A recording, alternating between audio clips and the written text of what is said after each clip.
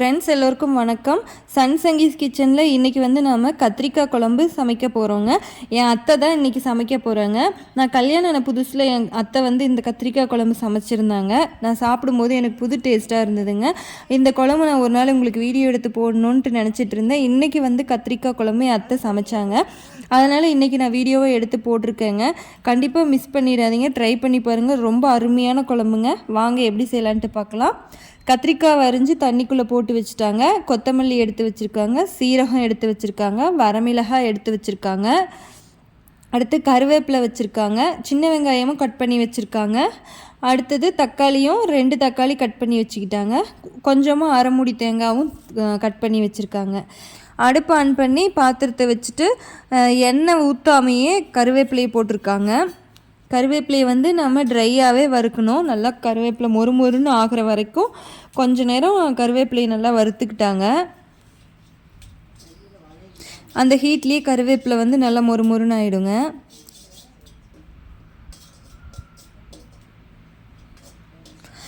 பாருங்கள், கருவேப்பிலை நல்லா மொறுமொறுன்னு ஆனதையும் எடுத்து வச்சுருந்த வரமிளகாவை போட்டுக்கிட்டாங்க. நம்மளுக்கு எவ்வளோ காரம் வேணுமோ அந்தளவுக்கு மிளகாவை இதிலே போட்டுக்கிட்டாங்க. அடுத்து வரமிளகாவை போட்டுட்டு உடனே கொத்தமல்லி எடுத்து வச்சுருந்தாங்களே அதையும் போட்டுக்கிட்டாங்க. எண்ணெய் சேர்க்காமையே தான் இதெல்லாமே நம்ம ட்ரையாக வறுத்து எடுத்துக்க போகிறோம்.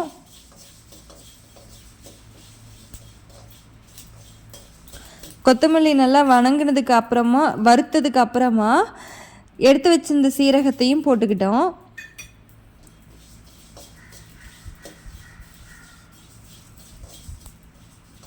சீரகம் வந்து கடைசியாக தான் போடணும். ஏன்னா ஃபஸ்ட்டே போட்டோம்னா சீரகம் தீஞ்சிடும். அதனால் கருகின வாசம் வரக்கூடாதுன்ட்டு கடைசியாக தான் போடுவாங்க. அவ்வளோதான், வணங்கி வறுத்துருச்சு. இப்போ இது எல்லாத்தையும் நாம் அந்த தட்டத்தில் எடுத்து கொட்டிக்க போகிறோம். இப்போ அதே பாத்திரத்தையும் அடுப்பு மேலே வச்சு நாம் தேவையான அளவு எண்ணெய் ஊற்றிக்கலாம். நல்ல எண்ணெய் வேணாலும் ஊற்றிக்கோங்க, கடலெண்ணெய் வேணாலும் ஊற்றிக்கோங்க. எண்ணெய் ஊற்றிட்டு கடுகு போட்டுக்கலாம்.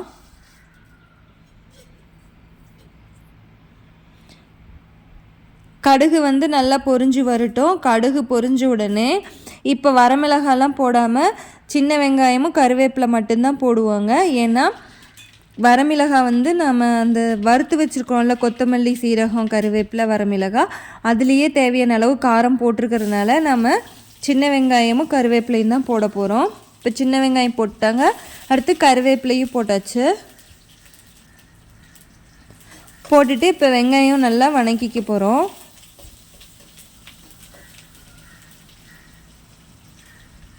இப்போ வெங்காயம் வணங்கினதுக்கப்புறம் நம்ம கட் பண்ணி வச்சுருக்கிற தக்காளியை சேர்த்திக்கலாம்.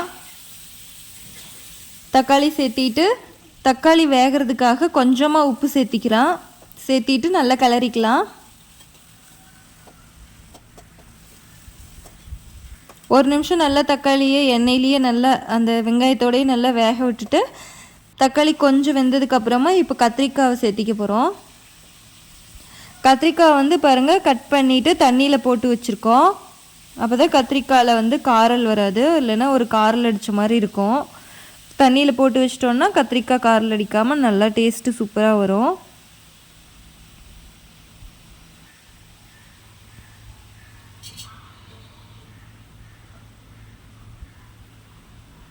கத்திரிக்காய் எல்லா கத்திரிக்காயும் போட்டுட்டோம். இப்போ குழம்புக்கு எவ்வளோ உப்பு தேவையோ அவ்வளோ உப்பு இப்போயே போட்டுட்டாங்க எங்கள் அத்தை. தேவையான அளவு உப்பு சேர்த்திட்டோம், கல் உப்பு. அடுத்து இதுக்கு தேவையான மஞ்சள் தூள் போட போகிறாங்க.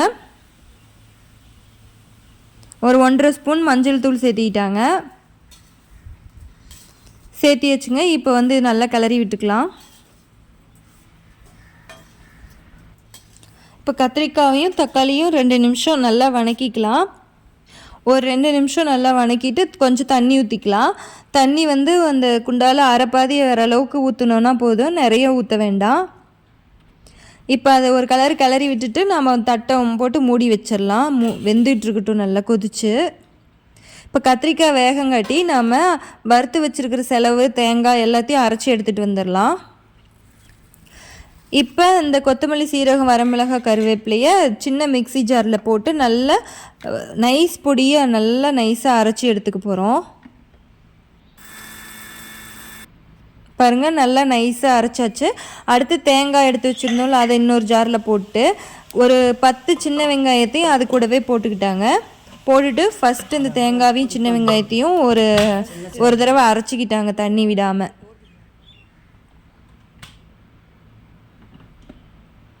இதில் தேங்காயும் சின்ன வெங்காயம் மட்டும் இருக்குது. இப்போ அதை அரைச்சதுக்கு அப்புறமா தான் நம்ம இப்போ இந்த கொத்தமல்லி, சீரகம், வரமிளகா, கருவேப்பிலை பொடி இருக்குல்ல, அதை வந்து இந்த ஜார்லேயே சேர்த்திக்கிறாங்க. தேங்காய் சின்ன வெங்காயம் அரைச்ச ஜார்லேயே சேர்த்திக்கிறாங்க.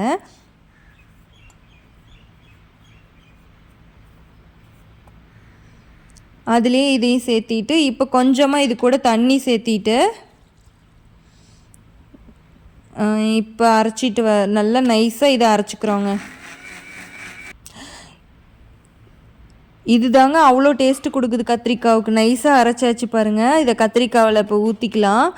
நல்லா கொதித்து வேகிற குழம்புல இப்போ நம்ம அரைச்சிட்டு வந்தோம்ல, அதை வந்து இதில் ஊற்றிக்க போகிறோம்.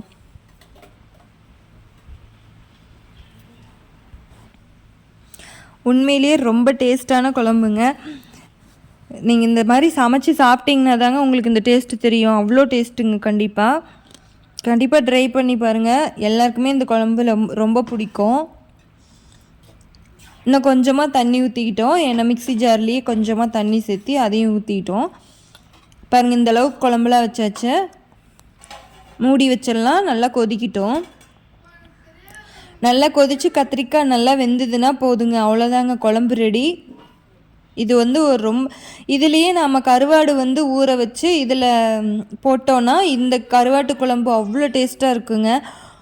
இதே மெத்தடில் தான் கருவாட்டு குழம்புக்கும் யூஸ் பண்ணுவாங்க. இதே மெத்தேடு கண்டிப்பாக ட்ரை பண்ணி பாருங்கள். அருமையான குழம்புங்க. ட்ரை பண்ணி பார்த்தீங்கன்னாவே உங்களுக்கு இந்த டேஸ்ட்டு எவ்வளோ அருமையாக இருக்குங்கன்னு உங்களுக்கே தெரியும். இந்த டேஸ்ட்டு வந்து நீங்கள் சாப்பிடும்போது இந்த சுவை நாக்கிலேயே நிற்குங்க. கண்டிப்பாக எனக்கு ரொம்ப பிடிச்ச குழம்புங்க. ட்ரை பண்ணி பாருங்கள். ட்ரை பண்ணி பார்த்துட்டு இந்த டேஸ்ட் உங்களுக்கு பிடிச்சிருந்துச்சுன்னா வீடியோவுக்கு லைக் பண்ணுங்கள், கமெண்ட் பண்ணுங்கள். சன் சங்கீஸ் கிச்சன் சேனலை மறக்காமல் சப்ஸ்கிரைப் பண்ணிக்கோங்க. சைடில் இருக்கிற பெல் பட்டனை கிளிக் பண்ணிக்கோங்க. அப்போ தான் நான் எப்பவும் போடுற வீடியோ உங்களுக்கு முன்னாடியே வந்துடும். கண்டிப்பாக நீங்கள் அந்த குழம்பு ட்ரை பண்ணி பாருங்கள் ஃப்ரெண்ட்ஸ். இது வந்து என்னோடய அத்தை வச்ச குழம்புங்கிறதுனால சொல்லுங்கள். கண்டிப்பாக எங்கள் அத்தை வச்ச குழம்பு அவ்வளோ டேஸ்ட்டாக இருந்ததுங்க. நீங்கள் ட்ரை பண்ணி பார்த்துட்டு எனக்கு கண்டிப்பாக கமெண்ட் பண்ணுங்கள் ஃப்ரெண்ட்ஸ். உங்களுக்கு இது மாதிரி இன்னும் நிறைய வீடியோஸ் வேணும்னா உங்களுக்கு என்ன குழம்பு வச்சு காமிக்கணும்னு சொல்லி நீங்கள் கேட்குறீங்களோ கமெண்டில் அந்த குழம்பு நான் உங்களுக்கு வச்சு காமிக்க போகிறேங்க. கண்டிப்பாக நீங்கள் கமெண்டில் என்கிட்ட கேட்கலாங்க. எந்த மாதிரி குழம்பு வேணாலும் உங்களுக்காக நாங்கள் வச்சு தரோங்க, வச்சு காமிக்கிறோம். கண்டிப்பாக நீங்களும் ட்ரை பண்ணி பாருங்கள். அந்த மாதிரிலாம் வீடியோ பிடிச்சிருந்தால் லைக் கொடுங்க. கண்டிப்பாக கமெண்ட் பண்ணுங்கள் ஃப்ரெண்ட்ஸ். தேங்க்யூ. மறுபடியும் இன்னொரு வீடியோவில் பார்க்கலாம்.